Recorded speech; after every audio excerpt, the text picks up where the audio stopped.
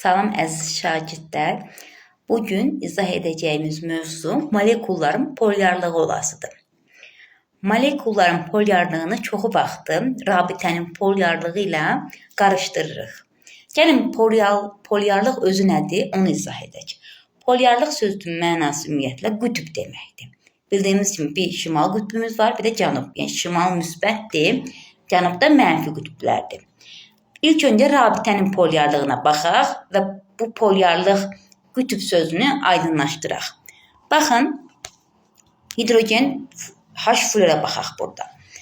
Burada rabitənin polyarlığına baxan zaman rabitəyə baxırıq. Rabitəmizə iki fərqli element birləşib. Biri hidrogen, biri də fluor. Bunlardan fluor elektronları özünə çəkmə qabiliyyəti, elektron mənfiliyi yüksəkdir. Yüksək olduğu üçün elektronları qismən özünə çəkəsidir və qismən də mənfi yüklənəsidir. Mənfi. Hidrogende elektron mənfiliyi aşağı olduğu üçün elektron mənfiliyi fluordan daha az, çəkmə qabiliyyəti daha az olasıdır. Ona görə də bu da qismən müsbət yüklənəsidir. Baxın, mənfi və müsbət. Rabitəyə eyni fərqli elementlər birləşir. Elektron mənfiliyi fərqli elementlər. Bunlar elektron mənfiliyin elektronları çəkmə qabiliyyətinə görə fərqli olduqları üçün biri mənfi, biri müsbət yüklənir. Baxın, bu rabitəmiz olasıdır polyar rabitə. Qütb əmələ gətirdiyi üçün polyar rabitə olasıdır. İndi digər rabitə elementimizə baxıyıq. Bu H2-dir. H2-də yenə rabitəyə baxdığımız zaman iki dənə eyni element birləşib.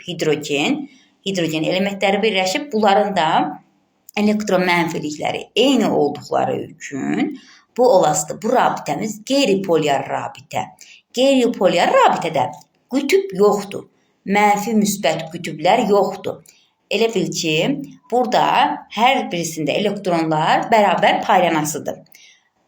Və bu rabitəmiz olasıdır polyar rabitə. İndi molekulların polyarlığına baxdığımız zaman əgər iki element verilibsə, birləşməmiz, molekulumuz iki elementdən ibarətdirsə, rabitənin polyarlığı kimi baxasıyıq. Baxaq, məsələn, iki elementdən ibarət birləşmə, xlor 2. Rabitəyə baxıram. Baxın, burada molekulun polyarlığına baxasıyam. Amma rabitənin polyarlığı kimi baxasıyam. İki elementdən ibarət birləşmə olarsa. Baxın, burada yenə baxıram, rabitədə iki element var, xlor və hər ikisinin elektron mənfiliyi eyni olduğu üçün qütb əmələ gəlmir. Elektronları eyni güclə çəkdikləri üçün qütb yaranmır. Bu olasıdır qeyri-polyar molekulumuz. İndi H xlorda baxaq. Burada da baxırıq rabitəyə, eyni rabitənin polyarlığı kimi molekulun polyarlığına. Çünki iki element var. Xlorun elektron mənfiliyi daha çoxdur və qismən mənfi yüklənəsidir. Hidrogendə elektron mənfiliyi aşağıdır xlordan, o da müsbət yüklənəsidir. Baxın, yenə qütb əmələ gəldi. Qütb əmələ gəldiyi üçün bu molekulumuz olasıdır polyar molekul olasıdır. Bu iki elementli birləşmələrdir. Əgər birləşməyimiz, molekulumuz üç elementdən ibarət olduğu zaman nəyə baxırıq uşaqlar? Molekulumuz əgər polyar deyiriksə, iki şərtimiz var. Bir, mərkəzi atoma baxasıyıq. Mərkəzi atomda sərbəst elektron olmalıdır. Bu zaman çoxu birləşmələrimiz, molekullarımız polyar olur. İkinci şərtimiz də budur ki, uşaqlar, asimetrik olmalıdır. Yəni, mərkəzi atoma fərqli elementlər birləşməlidir. Eyni elementlər olmamalıdır. Gəlin birinciyə baxaq. Deməli, mərkəzi atoma baxılmalıdır. Məsələn, NH3-də baxdığımız zaman görürük ki, azotda sərbəst elektronlar var. Baxın, bu sərbəst elektronlar rabitəmizi, yəni xətti quruluşlu eləməyə qoymayasıdır.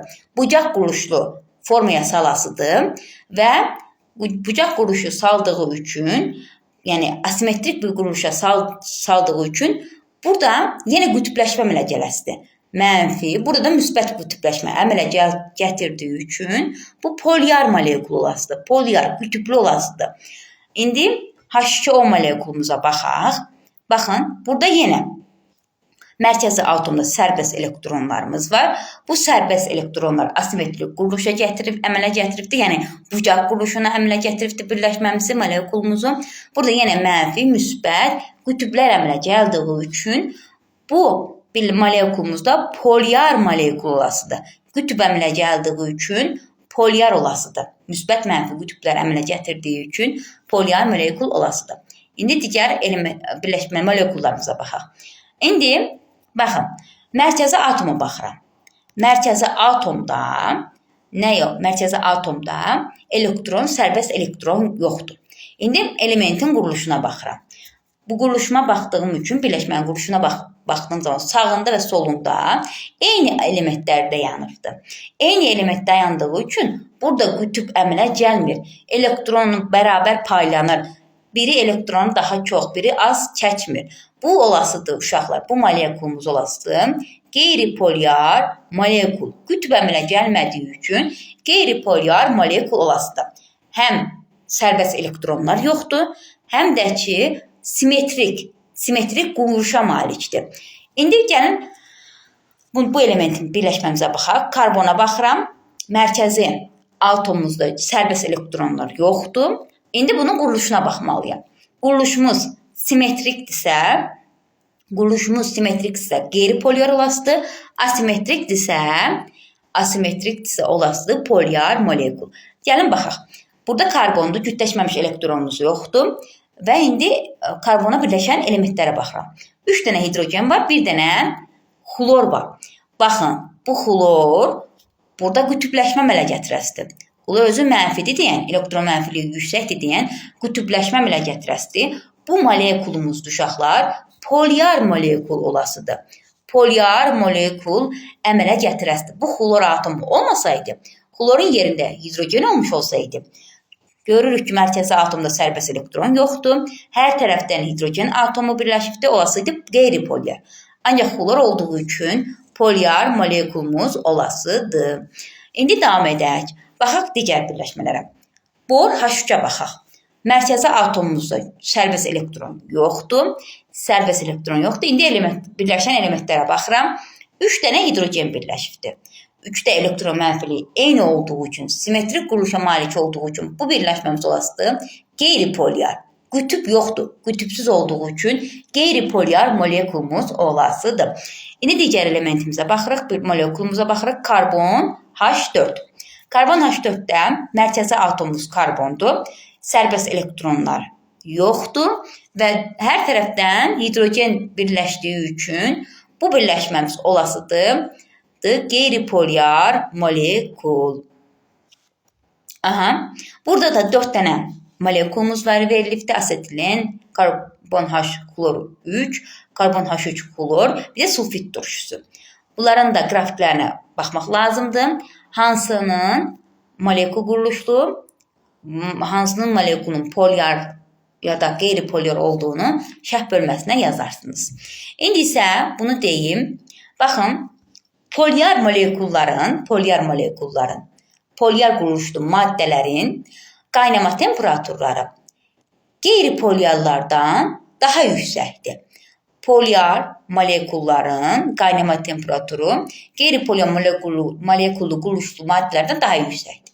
Bunun səbəbi bu polyar maddələrdə olan müsbət mənfi qütbləşmənindir səbəbi ilə olur. Ancaq qeyri-polyar molekullu quruluşlu maddələrin qaynama temperaturu kütlələrə artdıqca qaynama temperaturları da artasıdır.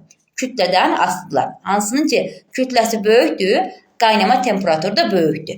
Polyar və yaxud da qeyri-polyar molekullu quruluşlu maddələr verilsə sizə uşaqlar. Bu zaman polyar quruluşlu maddələr daha yüksək qaynama temperaturuna malik olasıdır.